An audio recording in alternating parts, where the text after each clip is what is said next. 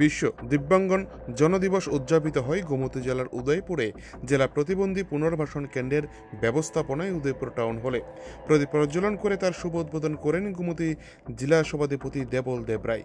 এছাড়া ছিলেন পৌর চেয়ারম্যান শীতলচন্দ্র মজুমদার, অতিরিক্ত জেলা শাসক ও গোমতী জেলার মুখ্য স্বাস্থ্য আধিকারিক সহ প্রমুখ। এদিন অনুষ্ঠানে ভাষণ রাখতে গিয়ে অতিথিরা বলেন, দিবসটি উদযাপনের মূল উদ্দেশ্য হল সমাজ ও উন্নয়নের প্রতিটি স্তরে প্রতিবন্ধী ব্যক্তিদের অধিকার প্রচার করা এবং রাজনৈতিক, সামাজিক, অর্থনৈতিক ও সামাজিক জীবন এবং সকল ক্ষেত্রেই প্রতিবন্ধী ব্যক্তিদের অবস্থা সম্পর্কে সচেতনতা বৃদ্ধি।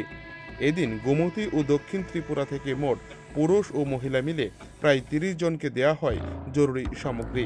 তাতে করে সরকারের খরচ হয়েছে ৯,৪০,০০০ টাকা। এই দিনে গোটা অনুষ্ঠানকে কেন্দ্র করে দিব্যাঙ্গজনদের ব্যাপক সাড়া লক্ষ্য করা যায় টাউন হলে।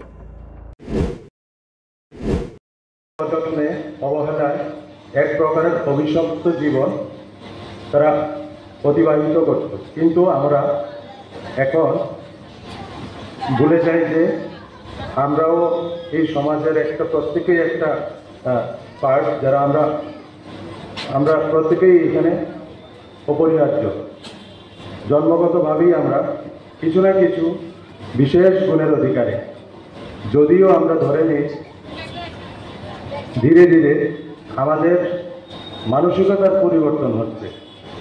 আজ আমরা প্রতিবন্ধী হিসাব বলি না, আধুনিক বিজ্ঞানের অগ্রগতি ফলে যে পরিচর্যা এবং প্রশাসনের পরীক্ষণের কারণে আমরা এদেরকে এখানে বিশেষভাবে সক্ষম বলে সংজ্ঞায়িত করি। কিন্তু সমাজের এই বিশেষ শ্রেণীর কল্যাণে রাজ্য ও কেন্দ্রে সরকারের ইতিবাচক ভূমিকা প্রশংসনীয়।